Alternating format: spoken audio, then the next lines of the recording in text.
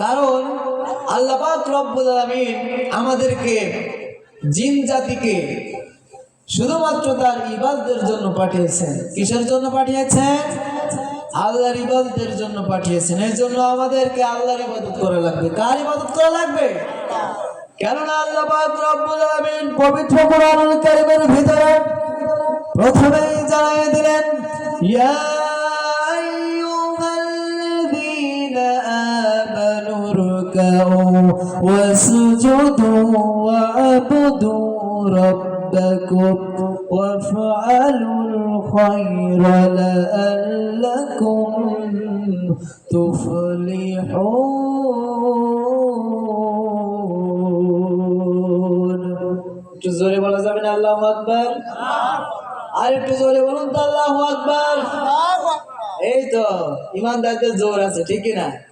মুরব্বী হলে কি হবে, জোর আছে, বুঝতে পারছি।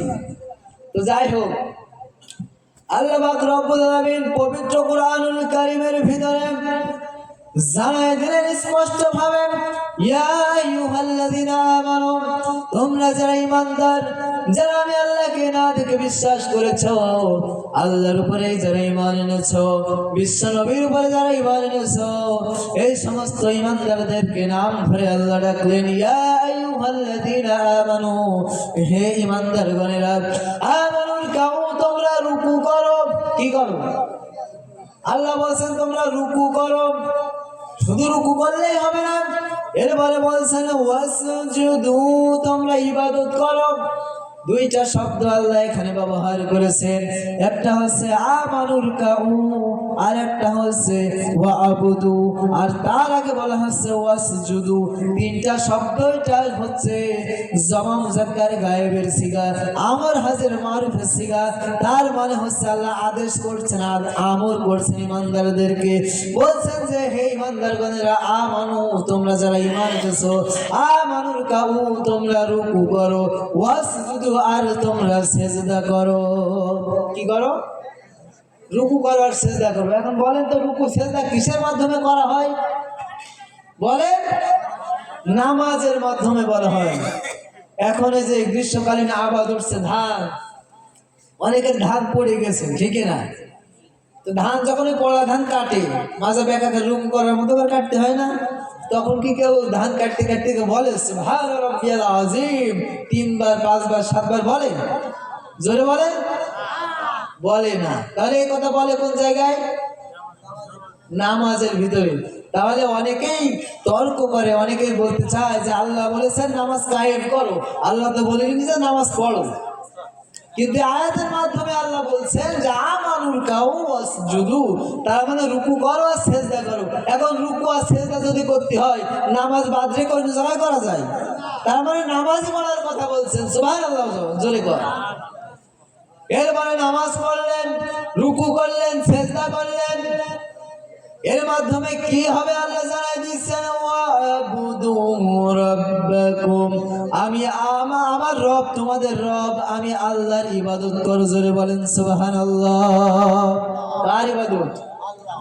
আল্লাহর ইবাদত না মানুষের ইবাদত? শয়তানের ইবাদত? জোরে বলেন। বুবু জানের ইবাদত? ভাবি জানের ইবাদত? নেতাজির ইবাদত? কার ইবাদত? আল্লাহর ইবাদত করতে বলছেন আল্লাহ, যে ওয়াবুদু রাব্বাকুম, তোমাদের রব যিনি, তোমাদের রবের ইবাদত করো। চিল্লায় বলো আল্লাহু আকবার।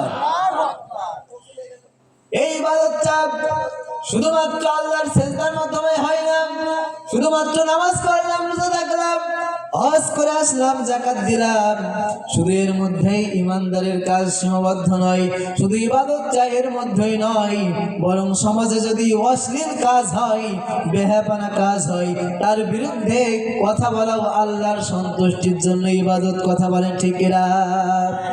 কিন্তু সেই জায়গায় বলতে গেলে হুজুর হয়ে যাবেন রাজাকার। কথা বলে না কেন? যখনই বলতে যাবেন অন্যায় ভাবে মানুষের গম চুরি করা যাবে না, যখনই বলতে যাবেন যে অন্যায় ভাবে এতিমের মা আত্মসাৎ করা যাবে না, যখনই বলতে যাবেন যে মিথ্যা কথা বলা যাবে না, যখনই আপনি বলতে যাবেন পরের জমি জোর করে দখল করা যাবে না, পরের জমিনের আল কাটতে কাটতে পুলছিরাত করে দেওয়া যাবে না, এই সমস্ত কথাগুলো যখনই বলতে থাকবেন তখনই এক শ্রেণীর মানুষ আপনাকে মৌলবাদ বলে গালি দেবে। কথা বলে না কেন? কিন্তু যারা ইমানদার হবে, আল্লাহর ইবাদত যারা করবে, আল্লাহ বলছেন শুধুমাত্র এই নামাজ রোজার ভিতরে ইবাদত নয়, বরং পরিপূর্ণভাবে আমি আল্লাহর উপরে ঈমান আনাটাই হচ্ছে ইমানদারের কাজ। কথা বলেন ঠিক কিনা? আল্লাহ পাক বলেন লাইসাল বিররা আন তুওয়াল্লু উজুহাকুম কিবালাল মাশরিকি ওয়াল মাগরিব ওয়ালাকিন্নাল বিররা মান আমানা বিল্লাহ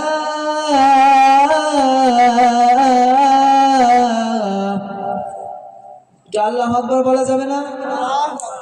আল্লাহ বলেন লাইসাল বিররা আন তুওয়াল্লু উজুহাকুম, তোমাদের এই মুখমণ্ডল পূর্ব দিকে অথবা পশ্চিম দিকে ঘোরালেই তোমরা মনে করে নিও না যে তোমাদেরকে সওয়াব দেওয়া হবে। পরিপূর্ণ সওয়াব দেওয়া হচ্ছে মান আমানা বিল্লাহ, আমি আল্লাহর উপরে পরিপূর্ণ ঈমান যারা আনতে পারবে তাদের জন্য আমি আল্লাহর পক্ষ থেকে প্রকৃত কল্যাণ সওয়াব। জোরে বলেন সুবহানাল্লাহ। স্পষ্ট কথা, লাইসাল বিররা আন তুওয়াল্লু উজুহাকুম, তোমাদের কিবলার দিকে তোমাদের মুখ ফিরালে পশ্চিম দিকে অথবা পূর্ব দিকে। এখন কেবলা আমরা আছি কেবলার পূর্বে, তার মানে আমরা সেজদা দিচ্ছি পশ্চিম দিকে ফিরে, কিন্তু কেবলার পশ্চিমে যারা আছে তারা আবার সেজদা দিচ্ছে পূর্ব দিকে। তাহলে আল্লাহ কিভাবে বললেন যে তোমরা তোমাদের মুখমণ্ডল পূর্ব দিকে অথবা পশ্চিম দিকে? তার মানে কেবলার চতুর্দিকে যারা আছে সবাইকে আল্লাহ বলছেন তোমাদের মুখমণ্ডল পূর্ব দিকে ফেরাও আর পশ্চিম দিকে ফেরাও, সিজদা দিয়ে দিয়ে কপাল কেলায় ফেলো, আর যাই করো না কেন তাতে কোনো কল্যাণ নেই। প্রকৃত কল্যাণ হচ্ছে আমি আল্লাহর উপর বিশ্বাস স্থাপন করা। চিল্লায় বলেন সুবহানাল্লাহ। এইভাবে আল্লাহর ইবাদত করতে হবে। এই ইবাদতটা আরো কিছু কাজের মাধ্যমে করা যায়, সে কথাগুলো আল্লাহ স্পষ্ট করে জানা দিলেন পবিত্র কুরআনুল কারীমের ভিতরে। আল্লাহ বলেন ওয়া ক্বাদা রাব্বুকা আল্লা তা'বুদু ইল্লা ইয়্যাহু ওয়া বিল ওয়ালিদাইনি ইহসানা ইম্মা ইয়াবলুগান্না ইনদাকাল الكبر أحدهما أو كلاهما فلا تقل لهما أف ولا تنحرهما زور سورة الله أكبر। আল্লাহ বলছেন ওয়াকাদা, তোমাদেরকে আদেশ করা হয়েছে, তোমাদের রবের পক্ষ থেকে তোমাদেরকে আদেশ করা হয়েছে যে শুধুমাত্র তোমার আল্লাহর ইবাদত ছাড়া আর কারোর ইবাদত করা যাবে না, আর কারো দাসত্ব করা যাবে না, আর কারো কাছে মাথা নত করা যাবে না। ঘোষণা কার?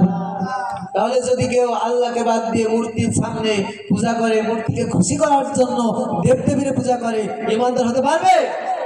যারা বলেন, যারা বলছে না তারা মনে হয় পারবে।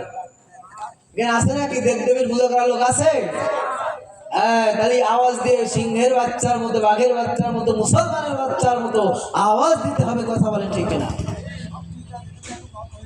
হ্যাঁ, তো ঘুমায় আর কতক্ষণ? আল্লাহ পাক বলছেন যে শুধুমাত্র আল্লাহর ইবাদত করবা, আল্লাহর দাসত্ব করবা, সত্য কথা বলবা, মিথ্যা কথা বলবা, সুদও খাবা, ঘুষও খাবা, নামাজও পড়বা, হজও করে আসবা, আলেমদেরকে ধরে ধরে জেলখানায় ঢুকাবা, এর নাম ইমানদার নয়। কথা বলে ঠিক না? এই জন্য আল্লাহ বলছেন যে তোমরা যদি আল্লাহর ইবাদত করতে চাও তাহলে তোমাদের পিতামাতার ইবাদত করো। কার ইবাদত? পিতামাতার ইবাদত কিভাবে করবে? আল্লাহকে যেভাবে সিজদা দিতে হবে না, পিতামাতার আনুগত্যের মাধ্যমে আল্লাহর ইবাদত, ঠিক কিনা বলেন? কিন্তু আমরা এই আল্লাহর কাছে মাথা নত না করে দুনিয়ার মূর্তির কাছে আমরা মাথা নত করি। কথা বলে ঠিক না? বাংলাদেশে ভাস্কর্য আছে না নাই? এর আগে ছিল প্রত্যেকটা মোড়ে মোড়ে ভাস্কর্য আছে না নাই? যশোরে দেখেন, ঝিনাইদহে দেখেন, কুষ্টিয়ায় দেখেন, মানিকগঞ্জে দেখেন, ফরিদপুরে দেখেন, ঢাকার মোড়ে মোড়ে ভাস্কর্য আছে না নাই? এটা হারাম।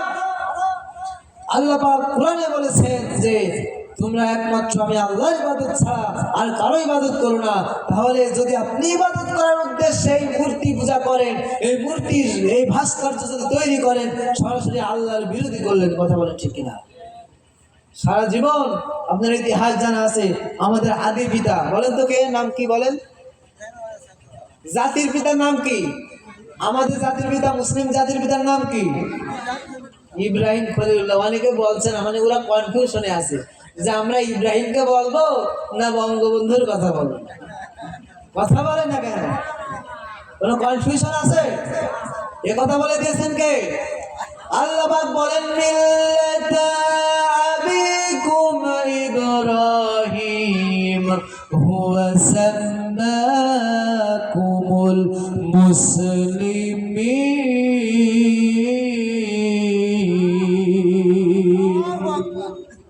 আল্লাহ বলছেন মুসলিম মিল্লাতের আবি, তোমাদের জাতির পিতা ইব্রাহিম আলাইহিস সালাম, হুয়া সাম্মাকুমুল মুসলিমিন, যিনি তোমাদের নাম রেখেছে মুসলিম, মুসলমান। জোরে বলেন সুবহানাল্লাহ। তাহলে মুসলিম জাতির পিতা কে? ইব্রাহিম আলাইহিস সালাম। তার পিতার নাম জানা আছে? আজর। তার পিতার নাম কি? আজর। সারা জীবন তিনি কি করেছেন? শুধু মূর্তি বানায়েই গেছেন, পুতুল তৈরি করেছেন। আর তার ছেলে ইব্রাহিম আলাইহিস সালাম তার পিতার বিরোধিতা করেছেন। আল্লাহু আকবার। তাহলে আমাদের পিতারা যদি ওই ভাস্কর্যের কাছে যায়, ওই মূর্তি পূজার কাছে যায়, বিরোধিতা করার দরকার আছে না নাই? জোরে বলে। তাহলে আজকে যদি আমাদের পিতাও যদি ইব্রাহিম আলাইহিস সালামকে জাতির পিতা না বলে দুনিয়ার দাড়ি চাচা মুসাল্লাকে জাতির পিতা বলে, তাহলে অবশ্যই তারা কুফরি করেছে। এই মুহূর্তে আল্লাহর কাছে তাদেরকে তওবা করে মাফ চাওয়া লাগবে। কথা বলেন ঠিক না? সেই ভাস্কর্যের বিরুদ্ধে কথা বলেছিলেন আল্লামা মামুনুল হক। কে? মুফতি আমির হামজা। তার ফলস্বরূপ তাদেরকে বছরের পর বছর কারাবন্দি থাকতে হয়েছে, তাদেরকে জেলখানায় থাকতে হয়েছে। কথা বলেন ঠিক না? আমির হামজা বলছে, আমার বাপের কাছ থেকে 10 লাখ টাকা নিয়েছে আমার মুক্তিবোধের জন্য। কয় লাখ? 10 লাখ। তারপরও ছাড় দেয়নি, 3 বছর জেলখানায় রাখা হয়েছে। আর তাদের উপর যে নির্যাতন করা হয়েছে তা বলে বোঝানো যাবে না। বলছেন যে আমার ছোট্ট মেয়ে যখন জেলখানার রগের সামনে এসে দাঁড়াতো, তখন আমি, আমার চোখ দিয়ে এত পরিমাণ অশ্রু গড়াতো, পানি পড়তো যে আমি কথা পর্যন্ত বলার ভাষা হারিয়ে ফেলতাম। এত নির্যাতন করেছে। আল্লামা দেওয়ান হুসাইন সাইদি সাহেব, তিনি মনে হয় খুব খারাপ মানুষ ছিলেন। কেমন মানুষ ছিলেন? আমাদের উস্তাদের আওয়াজ করতে যায় পিরোজপুর, তারা এসে আমাদের কাছে বলে যে আমরা গেছিলাম, যে তাদের কাছে জিজ্ঞাসা করেছিলাম যে সাইদি হুজুর কেমন লোক ছিলেন। তারা হিন্দু পর্যন্ত বলেছে, আরে তার মতো সোনার মানুষ বাংলায় আর হয় না। আল্লাহু আকবার। আর সেই সোনার মানুষকে ডজন ডজন মামলা দিয়ে বছরের পর তাকে কারাবন্দি করে রাখা হয়েছে। কথা বলেন ঠিক না? তাকে নির্যাতন করা হয়েছে। ঠিক না বলেন? তাই কবি বলছেন, কোটি কোটি মানুষ কাঁদছে দেখো কোরআনের পাখিকে ভালোবেসে, আমরা কতটা ভাগ্যবান তুমি জন্মেছো এই বাংলাদেশে। জোরে জোরে কোন আল্লাহু আকবার। কোটি কোটি মানুষ কাঁদছে দেখো কোরআনের বুলবুলিকে ভালোবেসে, আমরা কতটা ভাগ্যবান তুমি জন্মেছো এই বাংলাদেশে, আমরা কতটা ভাগ্যবান তুমি জন্মেছো এই বাংলাদেশে। ইসলামের প্রতীক তুমি তুমি কোরআনের পাখি, তোমার বিদায় কেঁদেছে ভুবন, বিশ্ববাসী আজ থমকে গেছে। আমরা কতটা ভাগ্যবান, তুমি জন্মেছো এই বাংলাদেশে। কোটি কোটি মানুষ কাঁদছে দেখো, সাইদি তোমাকে ভালোবেসে। আমরা কতটা ভাগ্যবান, তুমি জন্মেছো এই বাংলাদেশে। ইসলামের পতাকা উড়াতে আমার সোনার এই বাংলাতে কতটা কষ্ট করেছো তুমি, কেঁদেছো কত না আড়ালে। ঠিক না বলে? ইসলামের পতাকা উড়াতে আমার সোনার এই বাংলাতে কতটা কষ্ট করেছো তুমি, কেঁদেছো কত না আঘাতে। তোমার বিদায়ে ব্যথিত ভুবন, তোমার বিদায়ে ব্যথিত ভুবন, বিশ্ববাসী আজ থমকে গেছে। আমরা কতটা ভাগ্যবান, তুমি জন্মেছো এই বাংলাদেশে। আমরা কতটা ভাগ্যবান, তুমি জন্মেছো এই বাংলাদেশে। কোটি কোটি মানুষ কাঁদছে দেখো, আল্লামা তোমাকে ভালোবেসে। আমরা কতটা ভাগ্যবান, তুমি জন্মেছো এই বাংলাদেশে। আমরা কতটা ভাগ্যবান, তুমি জন্মেছো এই বাংলাদেশে। আমরা ভাগ্যবান কি ভাগ্যবান না? জোরে বলেন। সারা বিশ্বের ভিতরে মাত্র কয়েকজনকে গায়বানা জানাজা দেওয়া হয়েছে মক্কাতুল মুকাররমায়। তার ভিতরে আল্লামা দিলওয়ার হোসেন সাইদি, তিনি একজন। চিল্লায় কোন সুবহানাল্লাহ। সেই মানুষ আমরা পেয়েছি, কিন্তু আহার বাঙালি তার সঠিক মর্যাদা আমরা দিতে পারলাম না। কথা বলেন ঠিক কিনা? এরকম সোনার মানুষদেরকে শুধু একজনকে নয়, বরং ডজন ডজন আলেমদেরকে তারা কারাবন্দী করে রেখেছে, তারা টর্চার করেছে, তারা তাদের উপরে নির্যাতন করেছে, জুলুম করেছে। কথা বলেন ঠিক কিনা? কিন্তু এক আল্লাহকে মানলে কি হবে? এক আল্লাহকে তারা ষড়যন্ত্র করেছিল, তারা মনে করেছিল এক আল্লামা দিলওয়ার হোসেন সাইদিকে মারলে মনে হয় আর কেউ কথা বলবে না। কিন্তু আল্লাহর কি লীলা খেলা! একটি বছর পার হওয়ার পরই যারাই তাদের বিরুদ্ধে ষড়যন্ত্র করেছিল, তারাই দেশ থেকে রাতের অন্ধকারে পলায়ন করেছে। কথা বলেন ঠিক কিনা? ইতিহাস সাক্ষী আছে। ইসলামের বিরুদ্ধে কথা বলেছিল নমরুদ, ইসলামের বিপক্ষে অবস্থান নিয়েছিল ফেরাউন। কথা বলেন ঠিক কিনা? তাদেরকে আল্লাহ যেই দশা করেছে, আজকে এদেরকেও আল্লাহ সেই হাল করে ছেড়েছে। কথা বলেন ঠিক কিনা? ইসলামের বিপক্ষে কথা বলেছিল মিস্টার বুশ, জুতার পিঠা খাইছিল। কিসের পিঠা খাইছিল জানা আছে না আপনাদের? তারপর নমরুদ, দেশ কাঁপানো নেতা, আপনাদের জানা আছে। বলেন তো তিনি কিসের বাড়ি খাইছিলেন?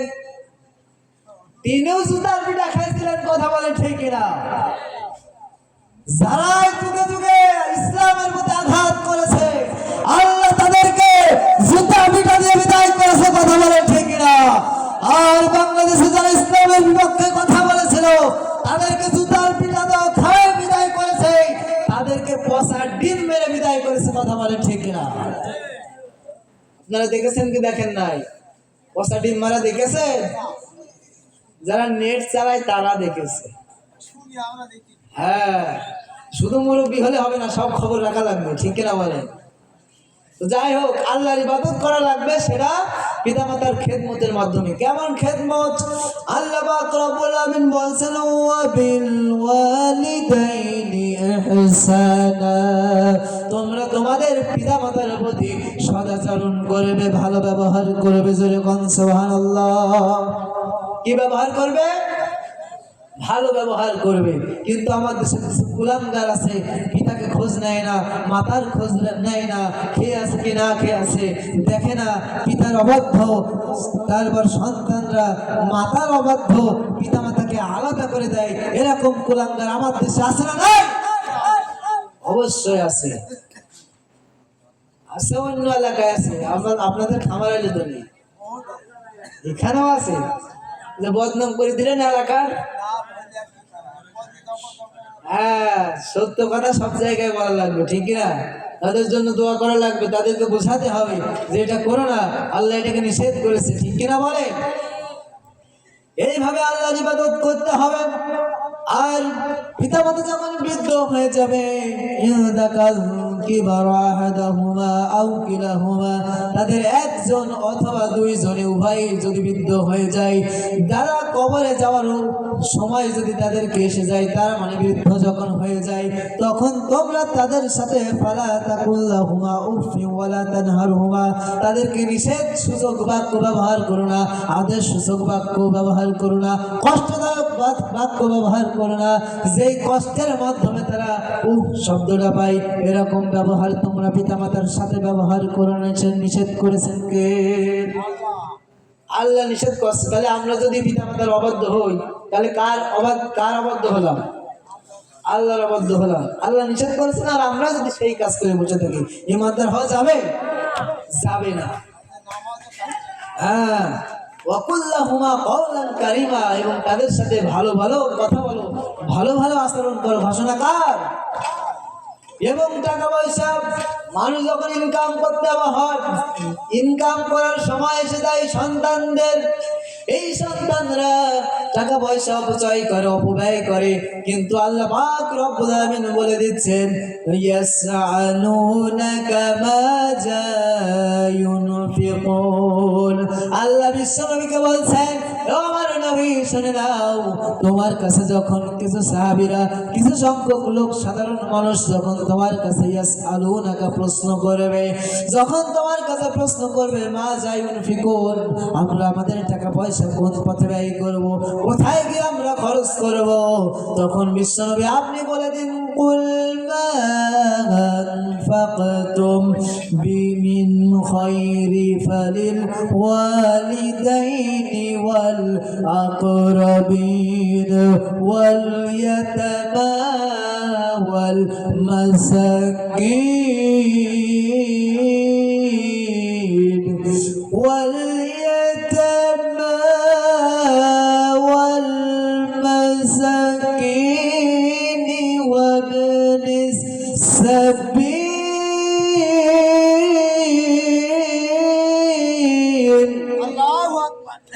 আল্লাহ বলছেন, যখন তোমার কাছে প্রশ্ন করবে আমরা টাকা পয়সা কোন জায়গায় ব্যয় করব, আমরা টাকা পয়সা কোথায় খরচ করব, আমরা পিতামাতার পিছনে খরচ করব, নাকি এই টাকা দিয়ে বড় বড় গরু কিনে দরবারে পাঠিয়ে দেবো, সমস্ত প্রশ্ন যখন আপনাদের করবে, আপনাকে করবে, তখন বিশ্বনবী আপনি বলে দিন মা, তখন তাদেরকে বলে দিন আনফাকতুম, তোমরা খরচ করো, মিন খায়র, তোমরা ভালো ভালো কাজে খরচ করো। জোরে বলেন সুবহানাল্লাহ। আজকে অনেকেই মাহফিলে দান করেছেন, এরা ভালো কাজে খরচ করেছেন নাকি খারাপ কাজে ব্যয় করেছেন? ভালো কাজে ব্যয় করেছেন। আবার কিছু সংখ্যক যুবক ভাইরা আছে, তারা ওই দোকানে বসে চা খেয়েছেন আর বিড়ির পাতায় আগুন ধরিয়ে ফু মেরে মেরে উড়িয়েছে। কথা বলেন ঠিক না? তাহলে ওরা বিড়ি খেয়ে ফু উড়িয়ে টাকা খরচ করলো, আর এরা মাহফিলের দান করে খরচ করলো। এবার আপনাদের কাছে প্রশ্ন, কোন খরচটা ভালো খরচ বলে? দান করা খরচটা ভালো খরচ, এই তো সাধারণ জ্ঞান আমাদের আছে, ঠিক কিনা বলেন? তাহলে আল্লাহ বিশ্বনবীকে বলছেন যে আপনি বলে দিন যে ভালো ভালো কাজে ব্যয় করতে। এই ভালো ভালো কাজ আর কি কি হতে পারে? আল্লাহ পাক রব্বুল আলামিন বলছেন ফালিল ওয়ালিদাইন, তোমার পিতামাতার পিছনে খরচ করো। ঘোষণাকার, পিতামাতার পিছনে খরচ করতে হবে। ওয়ালা আকরাবিন, আর নিকট আত্মীয়দের পিছনে খরচ করা লাগবে। আর ওয়াল ইয়াতামা ওয়াল মাসাকিন, যারা এতিম মিসকিন, যারা পরহেজগার, যারা অসচ্ছল অবস্থায় জীবন যাপন করে, যারা মিসকিন মালহুফ নিঃস্ব, এই সমস্ত ব্যক্তিদের পিছনে খরচ করো। ঘোষণা করেছেন কে? ওয়াবনাস সাবিল, আর পথের লোকদেরকে খরচ করো। যারা ভিক্ষুক, যারা ভিক্ষা করে বেড়ায়, তাদেরকে তোমরা দান করো। যারা পথের লোক, যাদেরকে কোনো জমি জায়গা নাই, কোনো চাষবাসের জায়গা নাই, কোনো ইনকামের সোর্স নাই, তাদেরকে তোমরা দান করো। ঘোষণা করেছেন কে? আল্লাহ। এটা বিশ্বাস করা লাগবে। আর যদি না করো তাহলে ইন্নাল্লাহা বিহি আলিম, আল্লাহ সব দেখছে, জানছে, কে কোন পথে খরচ করছে, সব হিসাব আল্লাহর কাছে আছে না নাই? সব খবর আল্লাহর কাছে আছে। কথা বলেন ঠিক কিনা? কিন্তু পিতা মাতার পিছনে খরচ করে না, এরকম হতভাগা আছে না নাই? আরো জোরে করা আছে না নাই? পিতা মাতার খোঁজ খবর নেয় না, তারা খেয়ে আছে কিনা, খেয়ে আছে দেখে না। এই সমস্ত সন্তান হচ্ছে কুলাঙ্গার সন্তান, ওরা বাপের সুসন্তান হতে পারে না। হতে পারে? সারা জীবন যে পিতামাতা টাকা পয়সা খরচ করে লেখাপড়া শিখালো, সেই পিতামাতার পিছনে অবহেলা করে, তাদেরকে তুচ্ছ তাচ্ছিল্য করে, এরকম সন্তান আমার দেশে আছে না নাই? এবার ওই পিতামাতা তখন কত কষ্ট থাকে, এবার একটু চিন্তা করে। কষ্ট থাকে কি থাকে না? অবশ্যই থাকে। তো আমি আপনাদের সামনে যে আয়াতটা তেলাওয়াত করেছিলাম, সূরাতুল আল বাকারার 107 নম্বর আয়াত, শুধুমাত্র একটা আয়াত তেলাওয়াত করেছিলাম। সে আয়াতের কিছু অংশ আমি আপনাদের সামনে উপস্থাপন করতে চাই ইনশাআল্লাহ। আল্লাহ পাক রব্বুল আলামিন বলছেন যে ওয়ামিনান নাসি মান ইয়াশরি নাফসাহু বিতিগা মারদাতিল্লাহ, মানুষদের মধ্য থেকে কিছু সংখ্যক মানুষ আছে, এমন মানুষ আছে তারা মাইয়াশরি নাফসাহু বিতিগা মারদাতিল্লাহ, আল্লাহর সন্তুষ্টির জন্য তারা নিজের জীবন পর্যন্ত উৎসর্গ করে দেয়। চিল্লায় বলেন আল্লাহু আকবার। আরো জোরে বলেন আল্লাহু আকবার। আর একটু আস্তে বলেন তো আল্লাহু আকবার। এই তো আস্তে বলি জোর হয়, তার মানে যত আমি আস্তে বলতে তত আপনার জোর দেবেন, তাই তো? আগে তো বলবেন না যে হুজুর আপনি যত আস্তে বলেন তত আমরা জোরে গাবো। ঘুম কাটার দরকার আছে না নাই? ওই যে মুরব্বী ঘুমাচ্ছে, মুরব্বী মুরব্বী, ঘুমানো যাবে না, ঘুমানো যাবে না। এখন তো মুরব্বী মুরব্বী বললেও সমস্যা, কথা বলেন ঠিক কিনা? মুরব্বী ঘুমানো যাবে না, হজরের আজান সামনে, নামাজ পড়তে হবে, ঠিক কিনা বলে? তো যাই হোক, আল্লাহ বলছেন যে নাফসাহু বিতিগা মারদাতিল্লাহ, যে আল্লাহর সন্তুষ্টির জন্য নিজেদের জীবনকে উৎসর্গ করে দেয়, নিজের জীবনকে বিলিয়ে দেয়। চিল্লায় গান সুবহানাল্লাহ। এই সমস্ত মানুষ এই কথা ভুলে গেছে যে আল্লাহর কাছে আমাদেরকে জবাবদিহি করতে হবে, আল্লাহর কাছে আমাদেরকে আবার হিসাব দিতে হবে। এই জীবন যৌবন পেয়েছি, কোন রাস্তায় খরচ করলাম, কোন পথে ব্যয় করলাম, এই হিসাব মনে হয় আমাদেরকে দিতে হবে না। এই কথা ভেবে না, এই কথা বলেন ঠিক না? এই আয়াতটা নাজিল হয় একজন সাহাবীর ব্যাপারে। সেই সাহাবীর নাম হচ্ছে হযরত শুআইব রুমি রাদিয়াল্লাহু তাআলা আনহু। সুবহানাল্লাহ। এই শুআইব রুমি রাদিয়াল্লাহু তাআলা আনহু এমন একটা সময়ের হাদিস, এমন একটা সময়ের ঘটনা, যখন মানুষ মক্কা থেকে মদিনায় হিজরত করছে, অসংখ্য সাহাবীরা মক্কা থেকে মদিনায় হিজরত করে চলে গেছেন। এক পর্যায়ে সময় আসলো হযরত শুআইব রুমি রাদিয়াল্লাহু তাআলা আনহুকেও হিজরত করতে হবে। কিন্তু হিজরতের সময় সাথে কি নিতে হবে? সাথে এক পুটলি তিনি খাবার নিলেন, তার মাঝায় বড় একটা তরবারি নিলেন, আর পিঠে কিছু তীর আর ধনুক নিলেন। তিনি হিজরতের জন্য না রওনা হলেন। জোরে কোন সুবহানাল্লাহ। তিনি হিজরত করলেন। হিজরত মানে স্থানান্তরিত করা, ট্রান্সফার হওয়া। মানুষ বলে না যে তিনি ইন্তেকাল করেছেন, তিনি মারা গেছেন। আসলে ইন্তেকাল শব্দটার বাংলা অর্থ হচ্ছে স্থানান্তরিত হওয়া। আর ইন্তেকালের ইংরেজি হচ্ছে ট্রান্সফার হওয়া। অনেকে মারা গেলে বলে যে ইন্তেকাল করেছে। ইন্তেকাল করেছে মানে স্থানান্তরিত হয়েছে। আর মারা যাওয়া মাউত মানে মারা যাওয়া। আর ইন্তেকাল মানে স্থানান্তরিত হওয়া। যেমন এর আগে ছিল দুনিয়ার জায়গায়, এখন দুনিয়ার স্থান থেকে আখিরাতের স্থানে, কবরের স্থানে তিনি স্থানান্তরিত হচ্ছে, তাই বলা হয় যে ইন্তেকাল হয়েছে। যে কিনা বলে। তো যাই হোক, এই ইন্তেকাল, এই ট্রান্সফার, এই হিজরত, এটা মানুষকে করতে হয় এমন একটা পর্যায়ে যে জায়গায় আর ইসলামের কথা বলার কারণে, প্রচার কারণে আস্তে আস্তে আঘাত আসে। কথা বলেন ঠিক না? আরো জোরে বলেন, ইসলামের পক্ষে মানুষকে আহ্বান করলে বাধা আসে না? নাই, অবশ্যই আসে। কেননা যুগে যুগে শুধু বিশ্বনবী নয়, তার আগেও হাজার হাজার নবী রাসূল আল্লাহ প্রেরণ করেছে দুনিয়াতে। এই নবী রাসূলরা সারা জীবন মানুষকে ইসলামের পথে আহ্বান করেছে। সারা জীবন তারা মানুষদেরকে আল্লাহর পথে আহ্বান করেছে, আল্লাহর কোরআনের পক্ষে আহ্বান করেছে, আল্লাহর কিতাবের পক্ষে আহ্বান করেছে। কিন্তু তার ফলস্বরূপ তারা পাথরের আঘাত খেয়েছে। কথা বলেন ঠিক কিনা? বাংলাদেশের আলেম ওলামারা ইসলামের পথে মানুষদেরকে আহ্বান করতো, মানুষদেরকে দ্বীনের পথে আহ্বান করতো, ডাকতো।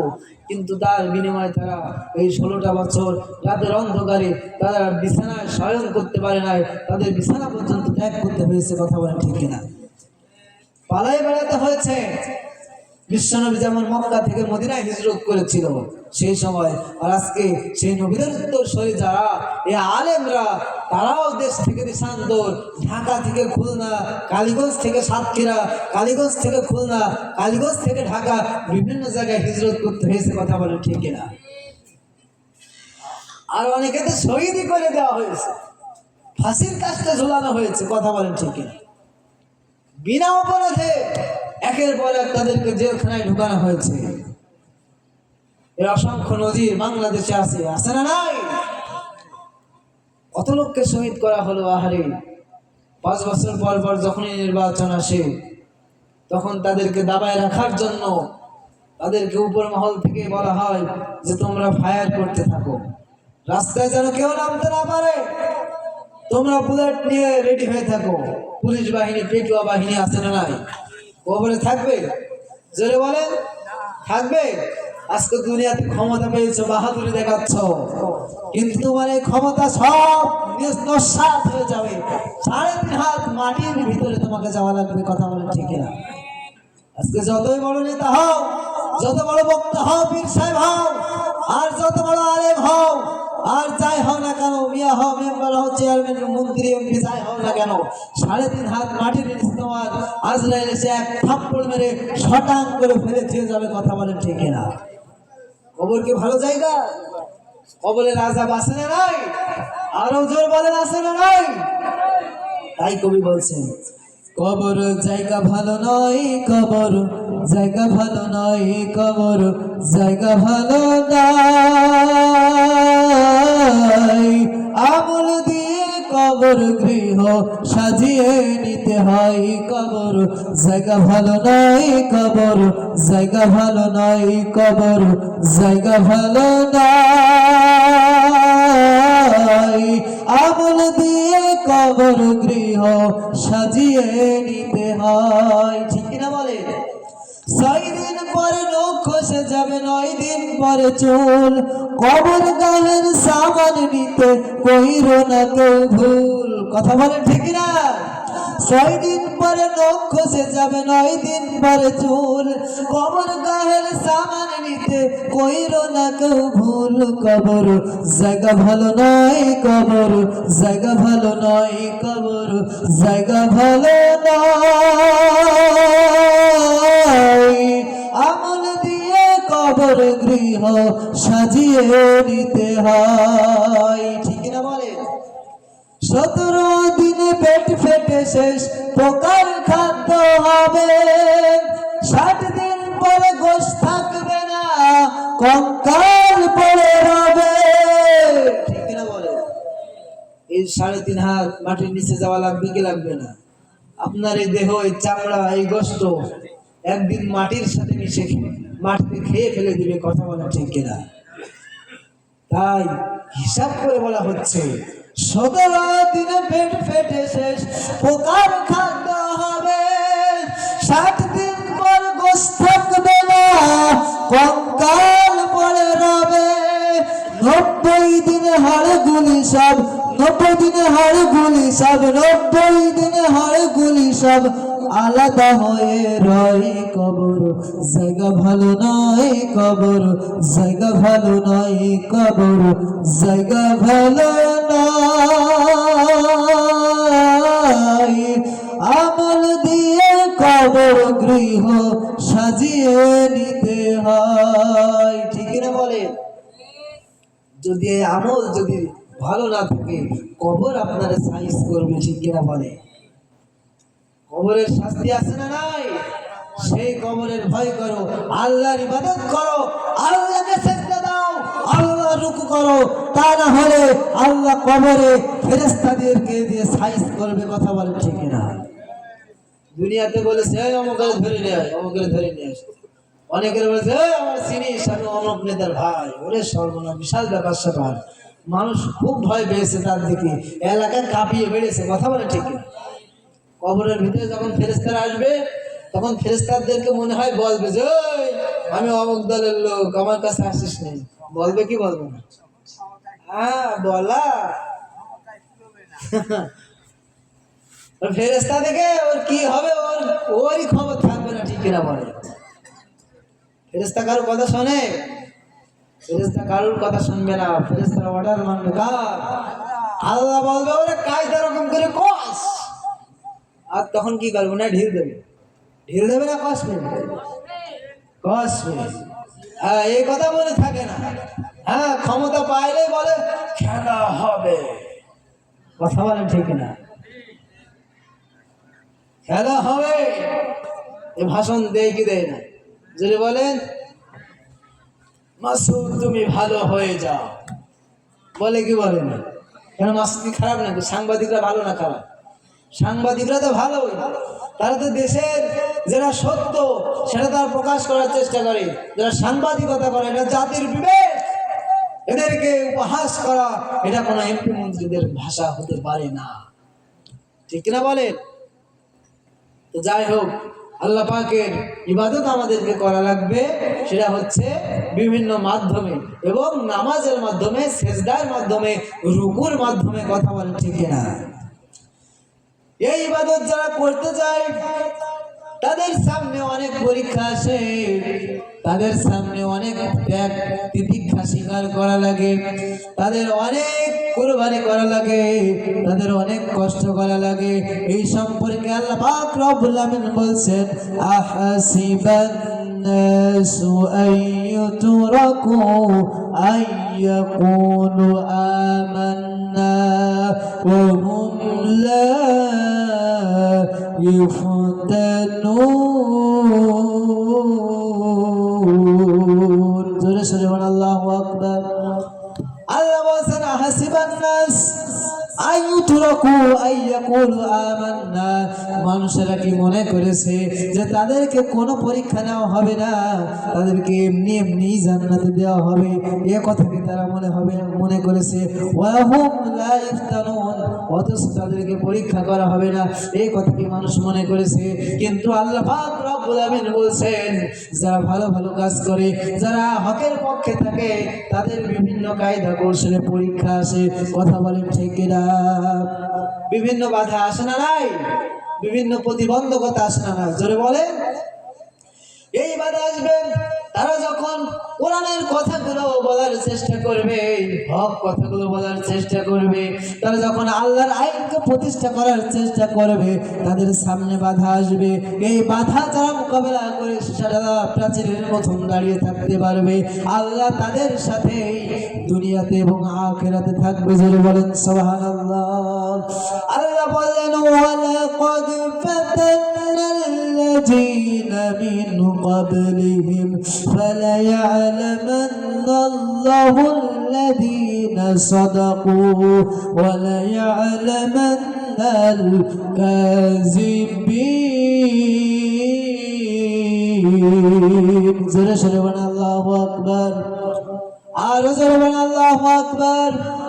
আল্লাহ বলেন ওয়ালাকাদ, আর অবশ্যই অবশ্যই ফাতানাল্লাযীনা মিন ক্বাবলিহিম, তোমাদের পূর্ববর্তী যারা এসেছে, নবী রাসূল এসেছে, তোমাদের পূর্ববর্তী যারা এই দুনিয়া থেকে বিদায় নিয়েছেন তাদের কথা বলা হচ্ছে যে তাদের সাথে তোমাদেরকে এমনি এমনি ছেড়ে দেওয়া হবে, কথা বলো না।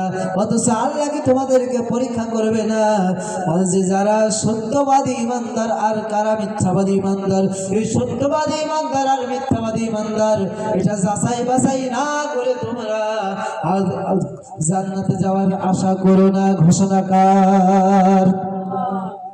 তাহলে জান্নাতে যেতে হলে সত্যবাদী ইমানদার কি মিথ্যাবাদী ইমানদার এটা যাচাই করবেন কি?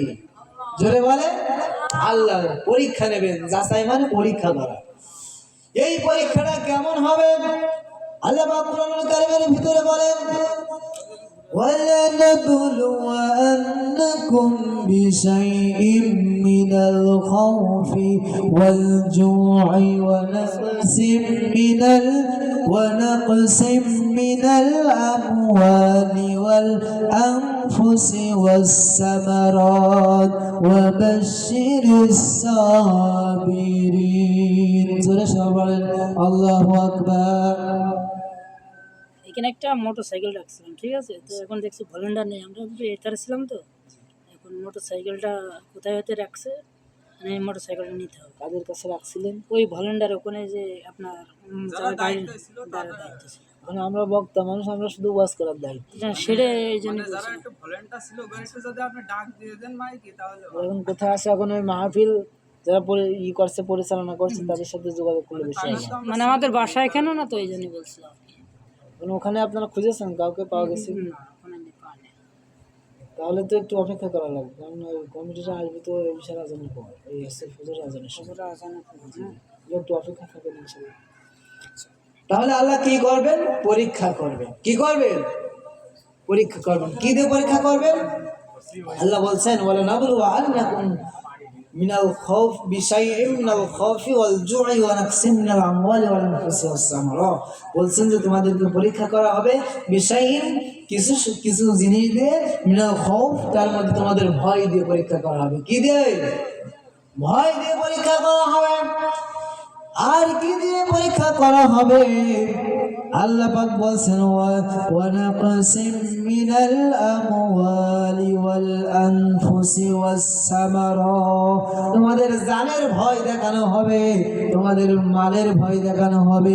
এই ভয় বাংলার জমিনে ইতিপূর্বে ছিল কি ছিল না? জোরে বলেন, ছিল কি ছিল না? ওয়াজ শুনছেন না ঘুমাচ্ছেন? বুঝতে পারছেন তো কি বলছি? আল্লাহ বলছে তোমাদেরকে পরীক্ষা করবো ভয় দিয়ে। কি কিসের ভয়?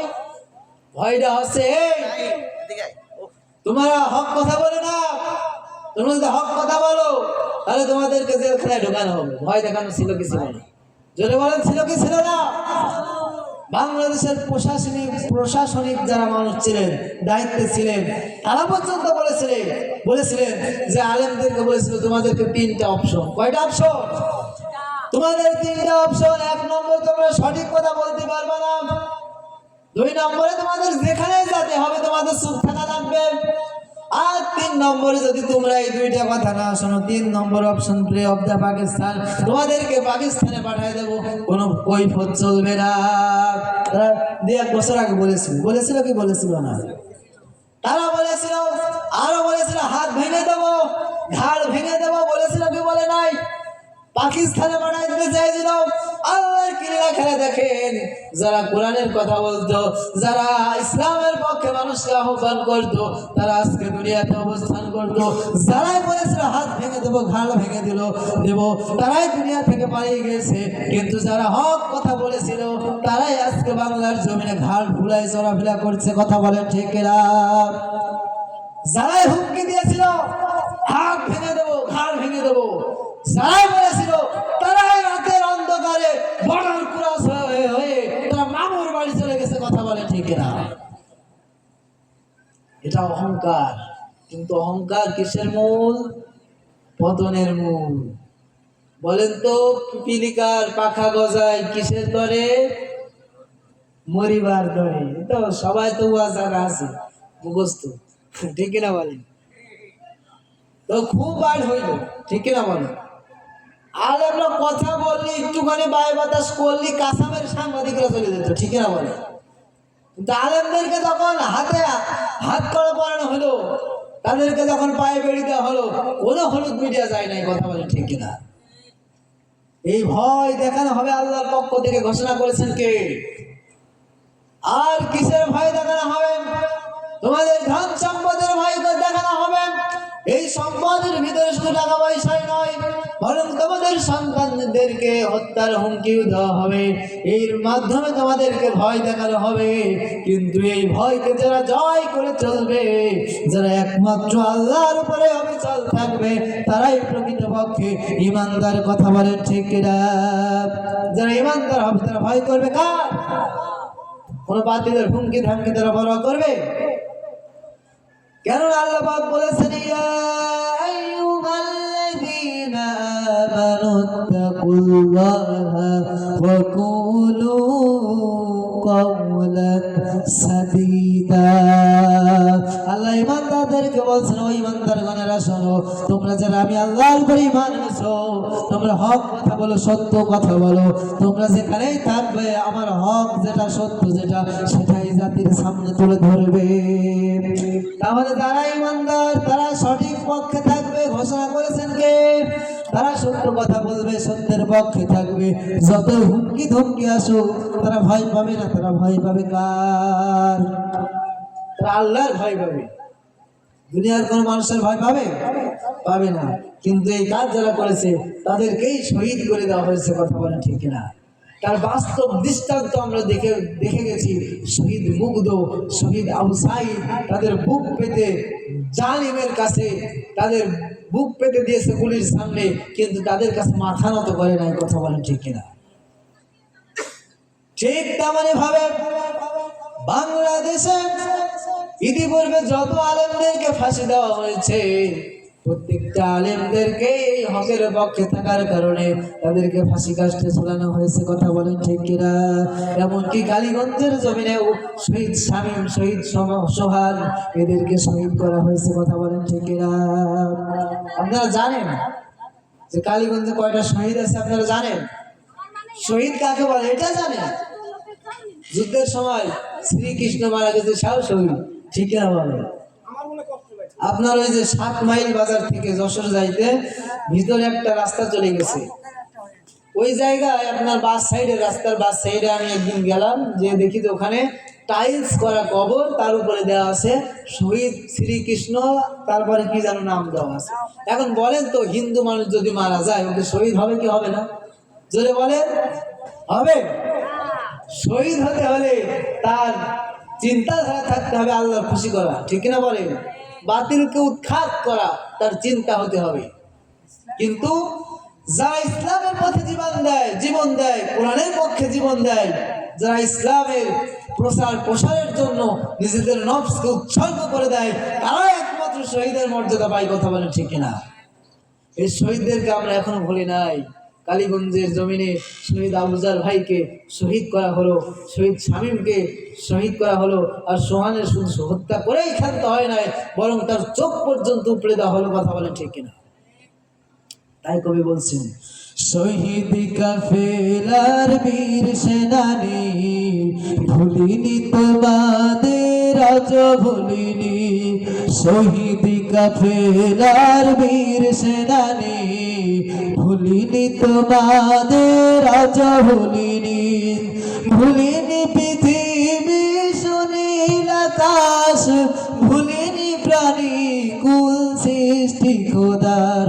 বুক ফেটে যাই ঝরে চোখের পানি, ভুলিনি তোমাদের আজ ভুলিনি। শহীদ কাফেলার বীর সেনানী, ভুলিনি তোমাদের আজ ভুলিনি।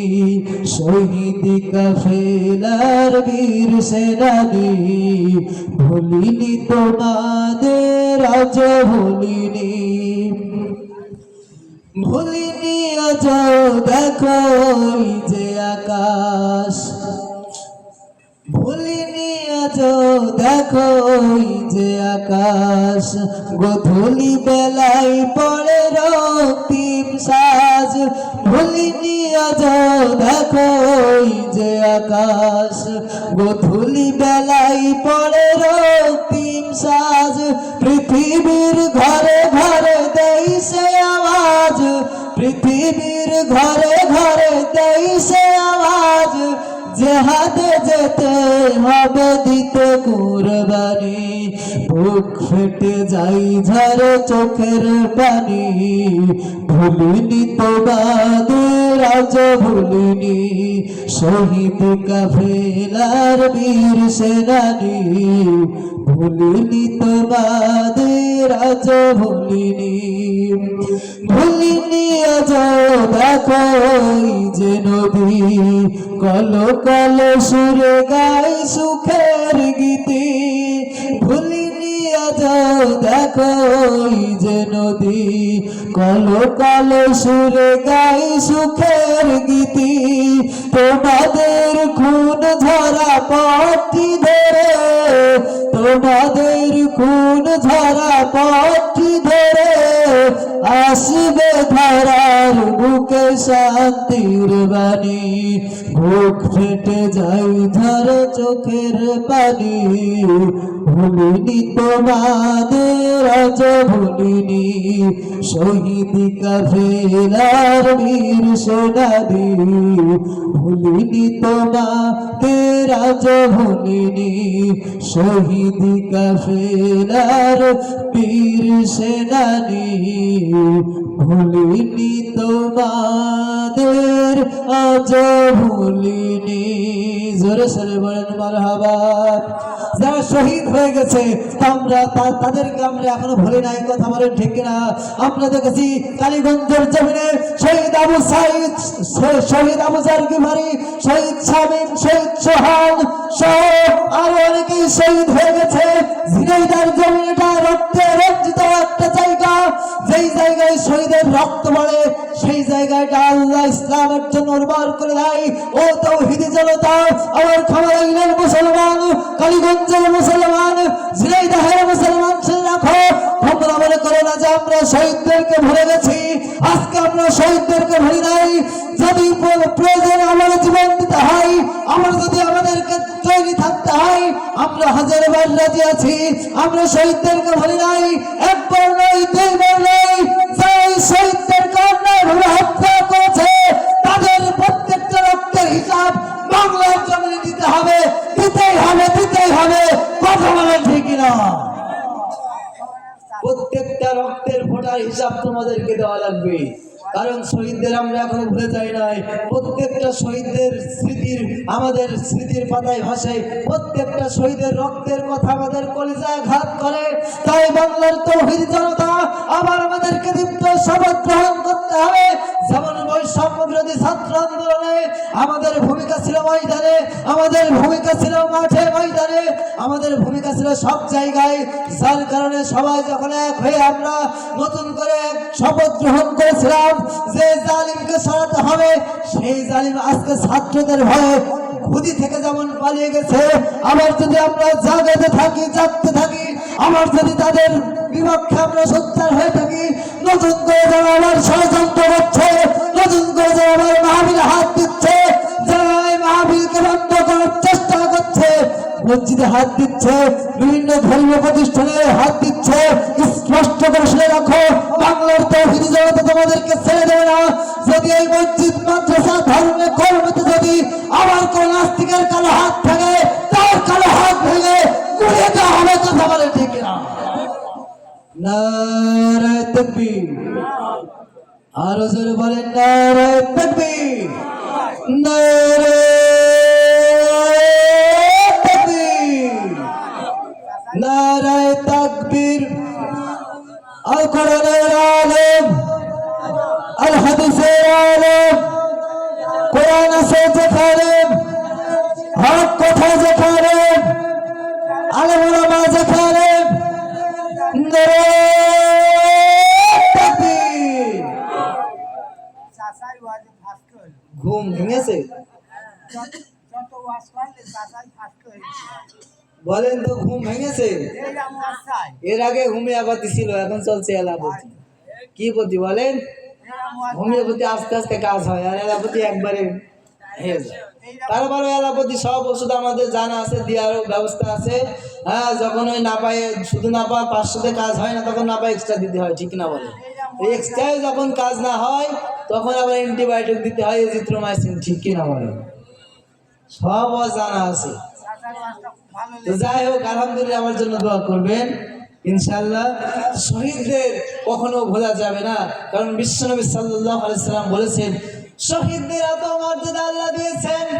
আল্লাহ পাক রব্বুল আলামিন বিশ্বনবী সাল্লাল্লাহু আলাইহি ওয়াসাল্লাম বলেছেন, আল্লাহ পাক রব্বুল আলামিন কোরআনের ভিতরে অনেক জায়গায় বলেছেন, আর বিশ্বনবী হাদিসের ভিতরে বলেছেন, যখন কোন মানুষ শহীদের মৃত্যু তামান্না করে, আকাঙ্ক্ষা করে, এই শহীদের মৃত্যুটা এমন ভাবে আল্লাহ কবুল করে নেয়, একটা পিঁপড়ায় কামড়ালে যতটুকু কষ্ট হয়, একজন শহীদের তার চাইতে মৃত্যুর সময় কম কষ্ট হয়। জোরে বলেন সুবহানাল্লাহ। এখানে আপনারা যারা আছেন, পিঁপড়ার কামড় খান নাই এমন কোন লোক আছে? একজন বলতে পারবে যে হুজুর আমি পিঁপড়ায় খাইনি, জীবনও আমার পিঁপড়ায় কামড়ায়নি, এরকম কেউ আছে? আচ্ছা, এবার বলেন যে লাল পিঁপড়ায় যখন কামড়ায় তখন ব্যথা আসতে লাগে না বেশি লাগে?